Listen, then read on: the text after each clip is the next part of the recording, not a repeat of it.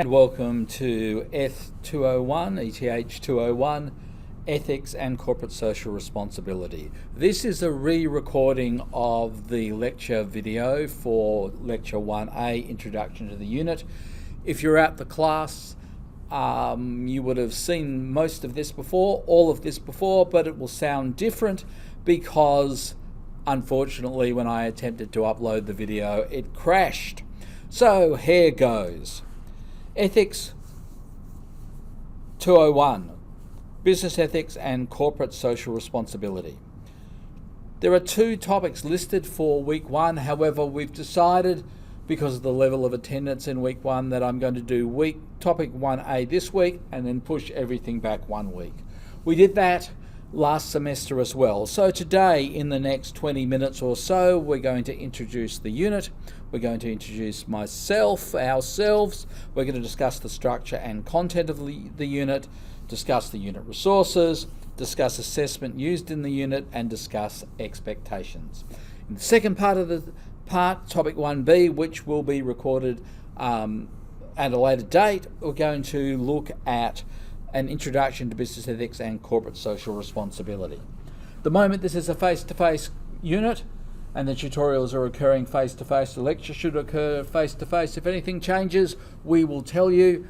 Fear not, I've taught a lot of online and mixed mode courses, and we'll be able to work ourselves through that process.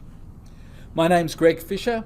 I'm an associate professor at Flinders University. I'm also a business teacher here at Acknowledge Education. My teaching and research deals with strategy and decision making, international business and culture and decision making, and business ethics. My contact details are listed on the Moodle website for this unit, g.fisher@ae.edu.au. You can also text me at that number. If you text me at the number, make sure that you put AE student so that I know that it's coming from an Acknowledge Education, a Scots College student. This unit, we're going to look at a number of moral frameworks, and we'll use those moral frameworks to analyse ethical issues for management.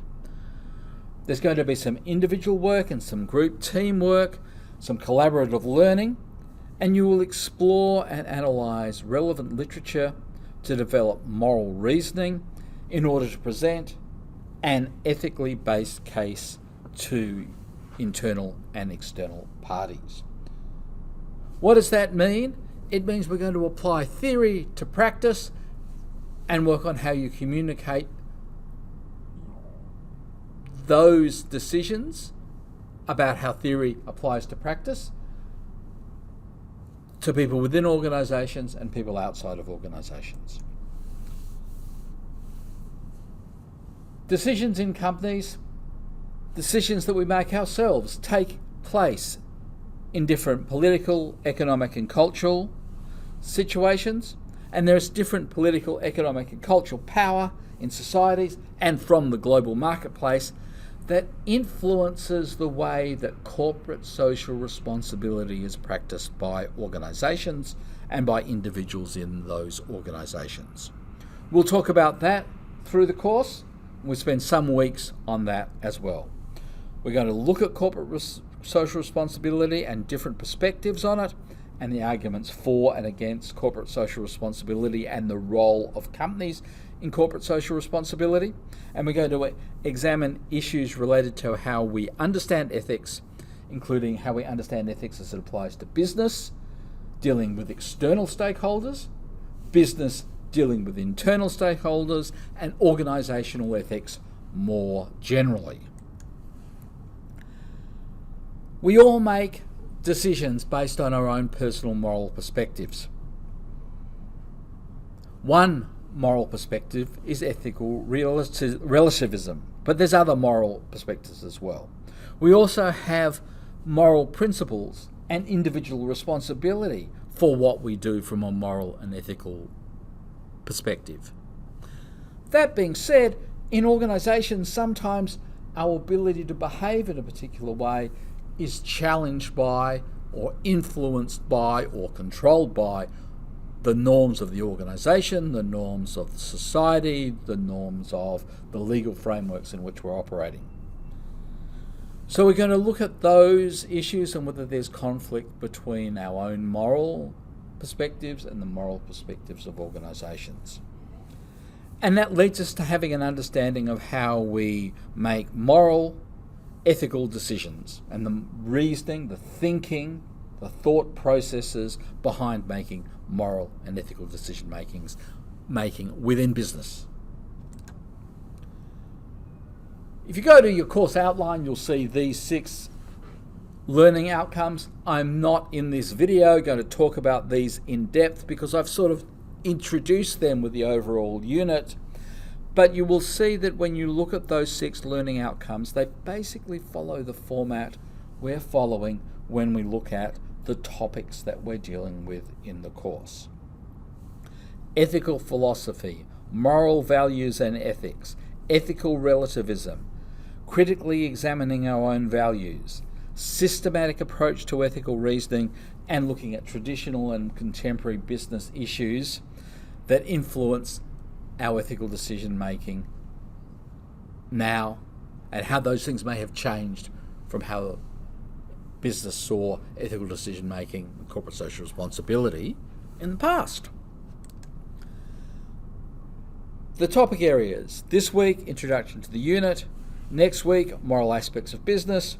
Then normative theories of ethics. So that's our broad theoretical base, those first topics. Then we're going to look at applying theory to capitalism and how capitalism influences moral decision making, how corporate responsibility and corporate governance are influenced and influence moral decision making, ethical decision making. We're looking at how economic demands influence morality and ethics.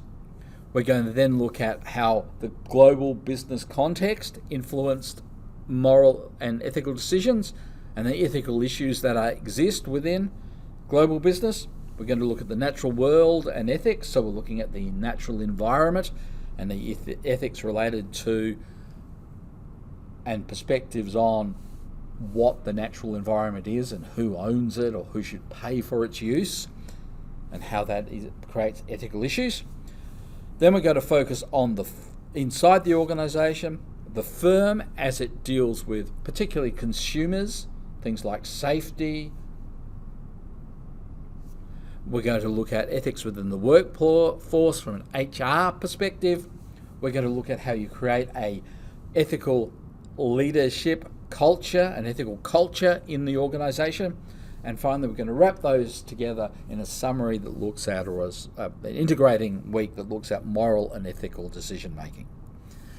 In the unit itself, we'll have 1 or 2 weeks, depending on exactly how we work through these topics. We'll have 1 or 2 weeks at the end when we are able to review the course as a whole, the unit as a whole, and then prepare for the examination. Because we've started slowly, because we've changed things just slightly, some of the deadlines for the assessment in these slides will be pushed back a week. I will advise you of those over the next few days, and I'll update those on the unit website. If you go to the unit website, you will see that there are weekly modules. The tutorial related to that module is done the week after the lecture. There are sometimes things you'll be posting to online forums that are also done the week after the lecture. We'll be using a lot of contemporary real-life cases. So as you'll see from the unit website, there's a lot of videos, there's a little link to cases, but those cases will change because there are new cases that arise. And I want to keep everything as fresh and dynamic as possible. So we're really applying ethical decision making, we're applying the theories that we are working on to things that are actually happening in the environment either in the last couple of years or right now. That could be, for example, current issues related to salary payments and supermarkets, supermarket chains. There's a lot of things that we'll see as that are ethical behaviour of organisations that we will want to explore. We're going to be using a lot of scenarios, and those scenarios will be posted as well to enable you to reflect on your own ethical reasoning and your own ethical decision making, your own ethical perspectives, from the perspective of you being a manager dealing with these type of ethical dilemmas or that managers in companies deal with. The weekly modules are listed. For the purpose of this video, I'm going to just jump through these slides and note that we may in fact just we've pushed everything back a week. The course resources are Shaw et al. Moral Issues in Business. That's available in the library. There's lots of second-hand copies available. It's available as an online resource as well. The unit website I've mentioned, and there are other resources listed in the unit outline. The unit Moodle website will have lots of action-based learning and activity-based resources on it, many of which are already there, some of which will change as we go through the semester because they either need to be revealed or they are arising from what's happening in the current business environment. So what are your assessment? Probably the most important thing you want to listen to today is what is the assessment? There's a hurdle assessment if you are in your first semester of the unit. I don't think anyone here is likely to be in their first semester of the unit, but if you are, the first semester of the course, I should say.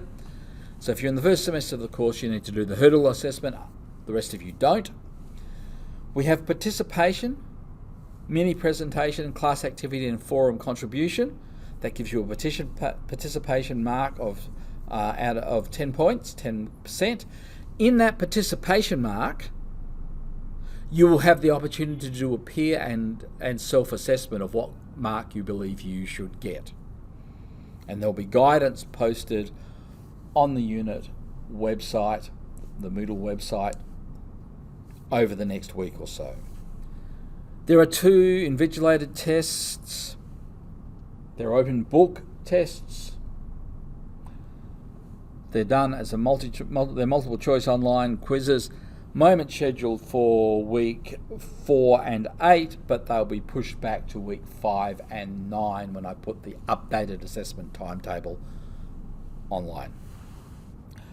In week 3, you'll receive the case study or the case project. That's a group case project. That's worth 30%. That will be based on a live case.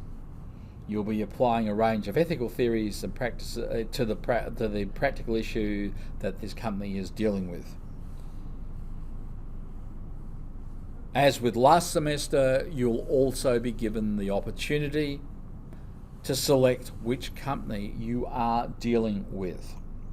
And finally, the final exam, which you will do well in if you have consistently done the tutorial activities, consistently worked in the course, consistently worked each week. The final exam is based on what we've covered in the unit. Details of the actual structure of the final exam will be available in week 10 with some sample questions. It is a closed book exam. However, in that closed book exam, you're able to take in 2 double-sided A4 sheets of notes. And I can give you a little heads up. The questions ask you to identify a particular theory and explain it with examples. That's one of the most common type of questions. Or compare and contrast how different theoretical bases would lead you to make a decision about an ethical dilemma that we will have given you in the exam. So the next 3 slides are detailed coverage of those assessment items. Again, you can see the full slide bank and the full assessment guides online. Finally, expectations for the unit. I expect attendance and participation. If we change the way we're delivering it, if we become an online program, for example, there'll be differences in the way we measure participation and engagement. Completion of assessment tasks by the due dates, and academic integrity and honesty. Okay, so what have I done in this introduction, this cut-down introduction to the unit? We've introduced ourselves, we've discussed the structure and content of the course, we've discussed course resources, we've discussed assessment used in the course, and we've discussed expectations.